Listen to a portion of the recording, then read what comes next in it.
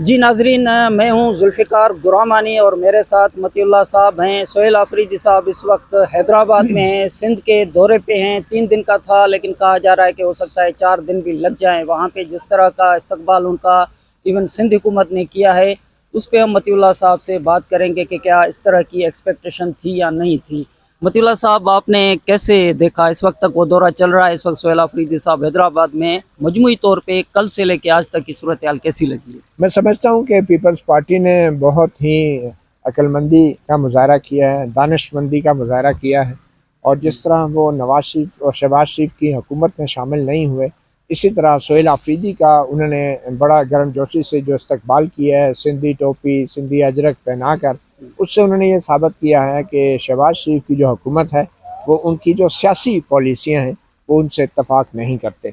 और वो जिस तरीके से फ़ौज के तर्जमान ने जो प्रेस कॉन्फ्रेंस की है और पीटीआई को दहशतगर्दों के साथ ब्रैकेट करने की कोशिश की है, पीपल्स पार्टी की तरफ से सोहेल आफरीदी के इस्तकबाल से ये भी पैगाम दिया गया है कि वो उस फ़ौज के तर्जमान के उस बयानिए को भी तस्लीम नहीं करते और वो पीटीआई को एक सियासी जमात के तौर पर ट्रीट करेंगे और उसकी क़यादत को भी बतौर एक सियासतदान जो कि पाकिस्तान के दुश्मन नहीं हैं, वो कोई दहशतगर्दों के साथी नहीं है। तो ये एक बहुत अच्छा और ज़बरदस्त सियासी कदम था जो पीपल्स पार्टी ने उठाया। और उसकी वजह यह है कि सिंध पीपल्स पार्टी का घर है और घर आए मेहमान के साथ वो कभी ऐसा सलूक नहीं करते जो सिंध के अवाम की लोगों की रवायात है। फ़र्क सिर्फ ये है कि जो पंजाब है, जो लाहौर है, वो नून लीग का घर नहीं है। वहाँ पे जिस तरीके से उन्होंने हुकूमत बनाई है इन इलेक्शंस के बाद, तो वो अगर नून लीग और मरियम नवाज़ या नवाज शरीफ लाहौर को या पंजाब को अपना घर समझते तो वो कभी भी एक आए मेहमान के साथ वो सलूक ना करते जो सोहेल आफरीदी के साथ किया गया है। तो ये फ़र्क है पीपल्स पार्टी का और नून लीग का कि सिंध में पीपल्स पार्टी सिंध को अपना घर समझती है और है भी, और पंजाब में नून लीग जो है वो उसको पता है कि अब पंजाब उसका घर नहीं है, तो इसलिए उन्होंने बिल्कुल वैसे बिहेव किया जैसे कोई घर के ऊपर नाजायज़ काबिज शख्स मेहमानों के साथ बिहेव करता है। लेकिन क्योंकि मतीउल्लाह साहब, ये ज़मनी सवाल आपने क्योंकि ज़िक्र किया है, तो उसमें तो ये तो DGI-SPR साहब ने भी बारहा ये एक चीज़ भी कही है कि अगर PTI सियासी किरदार अदा करे तो वो काबिल कबूल होगा। तो यहाँ पे पीपल्स पार्टी ने उनके सियासी किरदार, वो वहाँ पे सियासी जलसे जुलूसी कर रही है, तो बाकी चीज़ों पे तहफ़्फ़ुज़ात का इज़हार किया जा रहा है ना, तो यहाँ पे तो उनकी सियासी मूवमेंट है ना यहाँ पे। देखिए, क्या फ़ौज के तर्जमान जो हैं उनको ये हक़ हासिल है कि वो ये तय करें कि कौन सियासतदान और सियासी जमात सियासी किरदार अदा कर रही है और कौन नहीं कर रही? ये अख्तियार फ़ौज के पास तो नहीं है, फ़ौज के तर्जुमान के पास नहीं है। इस्टेब्लिशमेंट को किसने अख्तियार दिया है कि वो प्रेस कॉन्फ्रेंस में ऐलान करे कि फ़लाँ सियासी जमात और फ़लाँ सियासतदान मुहिब वतन है और फ़लाँ नहीं है? ये काम तो कानून और आइन के तहत होना चाहिए। ये काम तो पार्लियामेंट को, सिविलियन हुकूमत को ये करना चाहिए। तो इसलिए मैं तो ये नहीं समझता कि फ़ौज के तर्जमान जो भी इल्ज़ाम लगाता है या बयान देता है उसके ऊपर किसी किस्म का कोई बंदा तज्जिया भी करे, क्योंकि ये उनका अख्तियार ही नहीं है। ये उनके डोमेन में नहीं आता कि वो सियासी पार्टियों के नाम लें, सियासतदानों के नाम लें और फिर उन पर इल्ज़ामात लगाएं कि वो दहशतगर्दों के साथी हैं, उनको पनाह देते हैं। वो कौन होते हैं कि वो सियासी जमातों के किरदार का तयन करें?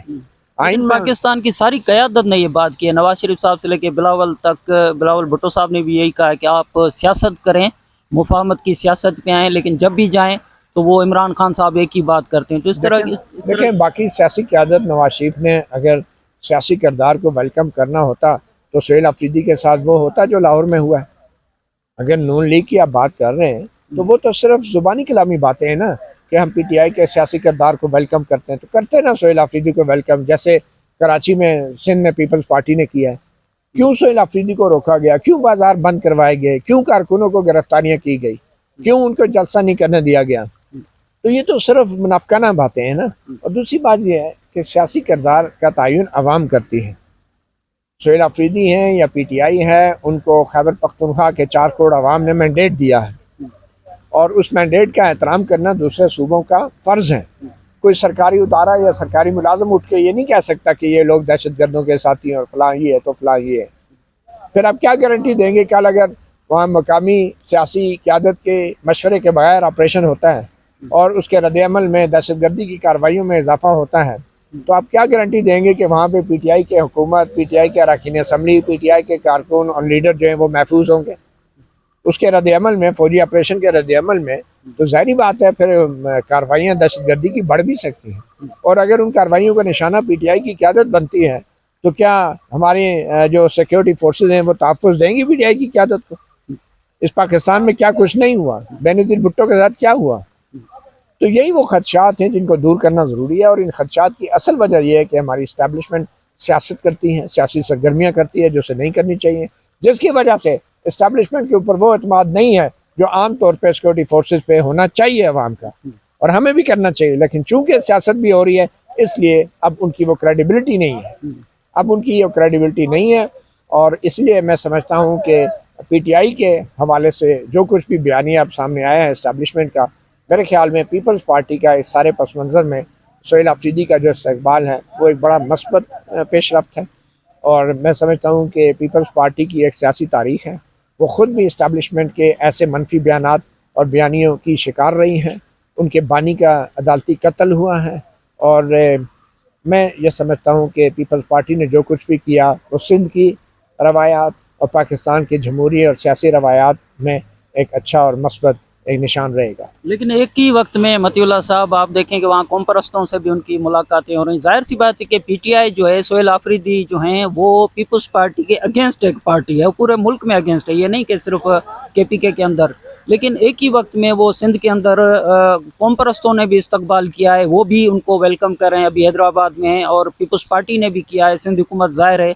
तो ये क्या दिलचस्प कहानी आपको लग रही है कि पीटीआई, सिंध हुकूमत, पीपी, कौम परस्त जो है वो सोहेल आफरीदी का इस्तकबाल करते हुए नज़र आ रहे हैं? देखिए, मैं समझता हूँ पीपल्स पार्टी ने जो भी किया वो कोई मशरूत नहीं था, वो कोई इस बात से मशरूत नहीं था कि सोहेल आफरीदी या पीटीआई जो है पीपल्स पार्टी के साथ मिल जाएगी या पीपल्स पार्टी की तारीफ़ करेगी। पीपल्स पार्टी ने सोहेल आफरीदी और पीटीआई को जो वेलकम किया है वो बतौर एक सियासी रवायात के और सिंध की रवायात के मुताबिक किया है, किसी सियासी शर्त के तहत नहीं किया। तो इसलिए अगर पीटीआई या सोहेल आफरीदी जो हैं कौम परस्तों से मिलते हैं तो वो अपोजिशन जमातें हैं। तो पीपल्स पार्टी ने बिल्कुल ठीक किया कि अपोजिशन जमातों को वो एहतराम दिया जो सियासी रवायात का हिस्सा है पीपल्स पार्टी की। तो मुझे इससे नहीं लगता कि उनका कौम परस्तों के साथ मुलाकातें करना कोई पीपल्स पार्टी जो है उस पर कोई एतराज़ कर सकती है, क्योंकि ये सियासी सरगर्मी है। और क्या कौम परस्त जो है सिंध की सियासत का एक अहम हिस्सा नहीं है? क्या कौम परस्तों को पीपल्स पार्टी ने दहशतगर्द डिक्लेयर कर दिया है? क्या कौम परस्तों को पीपल्स पार्टी मुल्क दुश्मन कहती है? नहीं कहती ना। तो फिर मेरा ये ख्याल है कि अगर सोहेल आफरीदी या पीटीआई के लोग कौम परस्तों से मिलते हैं तो पीपल्स पार्टी ने अपनी जो तारीख़ी रवायात हैं, सियासी और जमहूरी रवायात हैं, उनके मुताबिक उनको इज़्ज़त और एहतराम दिया है, और ये उनका एक मस्बत इक़दाम है। और पीटीआई ने भी तो सियासत करनी है ना, और इसमें कोई शक नहीं है कि सिंध में भी बड़ी तादाद में अब नौजवान लोग पीटीआई और इमरान खान की तरफ राग़िब हो रहे हैं। तो उनको हौसला देना, उनको मोबिलाइज़ करना, ऑर्गेनाइज़ करना भी पीटीआई का फ़र्ज़ बनता है। और सोहेल आफरीदी ने सिंध का दौरा करके ये बहुत बर वक्त मैं समझता हूँ अपने लोगों को, कारकुनों को, लीडरों को हौसला दिया है। और ख़ास तौर पे कराची के अंदर जिस तरह की माजी में सियासी इंजीनियरिंग होती रही है, इसी पीटीआई के बारे में कहा जाता था कि 2018 में इनको 14 सीटें झोली में डाल के दी गई। कराची के बड़े बड़े सरमायाकारों को तोड़कर इमरान खान की झोली में डाला गया। इसमें कोई शक नहीं, उस वक्त ये हालात बिल्कुल थे। मगर अब जबकि जेन्युइनली कराची के अंदर एक तब्दीली आई है और नौजवान लोग इमरान खान और पीटीआई की तरफ राग़िब हैं, तो मेरा ये ख्याल है कि पीपल्स पार्टी को इस पर कोई एतराज़ नहीं होना चाहिए। और सोहेल आफरीदी और पीटीआई की ये बहुत बड़ी कामयाबी होगी। कल जो जलसा जिना बाग में होने जा रहा है उसके बाद हम देखेंगे कि पीटीआई जो है उसके कारकुनों को एक नया हौसला मिलेगा, ख़ास तौर पे एक ऐसे वक्त में कि जब उसके ख़िलाफ़ प्रोपेगेंडा ख़ास तौर पे जो इस्टेब्लिशमेंट की तरफ से किया जा रहा है उसमें भी तेज़ी आ गई। तो वहाँ तो सोहेल आफरीदी साहब ने कहा है कि यहाँ पर जब बात होती है इमरान खान साहब की, बाकियों भी की, तो वो सिंध हुकूमत के हवाले से बड़े सवालात उठाते हैं, बल्कि वो निशाने पे होते हैं। जरदारी साहब मेरे निशाने पे हैं इमरान खान साहब। कल सोहेल आफरीदी साहब ने कराची प्रेस क्लब के अंदर कहा कि यहाँ पहुँचा हूँ तो मुझे जुल्फ़िकार अली भुट्टो साहब शहीद और शहीद मोहतरमा बेनज़ीर भुट्टो साहिबा की हुकूमत नज़र आई है। तो वो जाने से पता चला कि वो हुकूमत है, यहाँ से नज़र नहीं आ रहा था उनको। देखिए, इमरान खान जब हुकूमत में थे ना तो वो वाले इमरान खान नहीं थे जी, ठीक है ना। अब इमरान खान को भी और पीटीआई को भी समझ आ गई है। अब जब खुद उनके साथ ये सब कुछ हुआ है, तो वैसे मैंने कभी इमरान खान को सुना नहीं कि उन्होंने जुल्फ़िकार अली भुट्टो के खिलाफ या बेनज़ीर भुट्टो के खिलाफ कोई ऐसी बराह रास्त बात की हो। उन्होंने हमेशा जुल्फ़िकार अली भुट्टो और बेनज़ीर भुट्टो की जो स्ट्रगल थी, और ख़ास तौर पे जो इस्टेब्लिशमेंट के हवाले से भी स्ट्रगल थी, उसको बड़े एहतराम से उसका जिक्र किया। ये तो बाद की जो क़यादत है, जो मौजूदा क़यादत है, जो डेफिनेटली जिस पे पीटीआई बजा तौर पे एतराज़ करती है कि जो 2024 के इलेक्शन चोरी हुए, जो मैंडेट चोरी हुआ, इसमें पीपल्स पार्टी भी शामिल है, और मखसूस नशिस्तों के हवाले से माल गनीमत जिस तरह बांटा गया, उसमें पीपल्स पार्टी को भी फ़ायदा हुआ है। तो वो इस हवाले से शायद पीटीआई की तवक्कुआत बहुत ज़्यादा थी पीपल्स पार्टी से, क्योंकि पीपल्स पार्टी की भी एक तारीख है। लेकिन तारीख तो मतीउल्लाह साहब पर इनकी भी होगी ना। बेशक कभी इमरान खान साहब ने भुट्टो साहब या बेनज़ीर साहब के खिलाफ बात न की हो, लेकिन ईद की रात पे फरियाल टालपुर साहिबा को गिरफ़्तार किया गया, आप लोग गिरफ़्तार हुए, आसिफ जरदारी साहब गिरफ़्तार हुए, तो वो सारी दास्तान तो आप खुद विक्टिम है ना उस दौर। बिल्कुल, मेरे ख्याल में पीपल्स पार्टी ने भी बहुत कुछ सीखा या नहीं सीखा, नून लीग ने भी, पीटीआई ने भी। तो ये सब लोग जो है ना अपनी अपनी गलतियों का खमियाजा भुगतते रहे, और मेरे ख्याल में अब पीटीआई को आखिरी जमात होना चाहिए कि वो अपनी गलतियों को दोहराए। अफसोस इस बात का है कि पुरानी सियासी जमातें हैं, पीपल्स पार्टी और नून लीग, 26वीं और आईनी तरमीम को देखकर नहीं लगता कि उन्होंने अपनी माजी की गलतियों से कुछ सीखा है। जबकि इमरान खान जो है, ये उनको पहली बार अपनी गलतियों का खमियाजा उनको काफ़ी हद तक भुगतना पड़ रहा है। ये और बात है कि ये मैं नहीं समझता कि ये गलतियों का खमियाजा है, मैं समझता हूँ कि ये आइन की पामाली है जो कुछ अभी हो रहा है। मतीउल्लाह साहब, आखिर में ये भी कि जलसा तो कल है, और जाहिर सी बात है कि वो जलसा जो है उसमें वो पावर शो करेंगे, तो कितनी एक्सपेक्टेशन है कि खुल के इजाज़त मिलने के बावजूद क्या कल उनका टेस्ट केस उनका होगा? पीपल्स पार्टी ने जो कार्ड, अगर इसको आप, वैसे तो ये रिवायत और तहजीब में आ रहा है, लेकिन उन्होंने जो वेलकम किया है, उसके बाद जलसे की क्या आपको एक्सपेक्टेशन है कि कितना बड़ा जलसा हो सकता है? मेरे ख्याल में जलसा बड़ा हो या छोटा हो, हम दानिश्वर जो हैं, हम सियासी कारकुन नहीं हैं कि हम लोग गिन कर खुश होंगे, कम होंगे तो उदास होंगे ज़्यादा।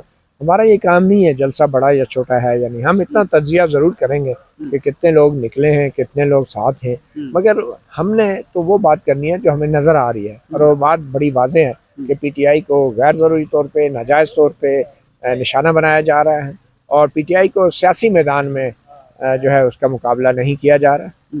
पीटीआई को जो है उसका जो एक सियासी मैदान है, उसको अस्करी एक मार्का बना दिया गया है, और मेरा नहीं ख्याल कि जो हक के लिए कोई मार्का होता है उसको सियासी मैदान में इस तरीके से लड़ना चाहिए। बहुत शुक्रिया मतीउल्लाह साहब, बहुत शुक्रिया। मतीउल्लाह जान साहब के साथ आपने जो उनका मौक़िफ़ था इमरान खान साहब की पार्टी, और सोहेल आफरीदी इस वक्त सिंध में हैं, हैदराबाद में इस वक्त मौजूद हैं, तो इस हवाले से आपने मतीउल्लाह साहब का तज़िया सुना। आने वाले प्रोग्राम तक दीजिएगा इजाज़त। खुदा हाफ़िज़।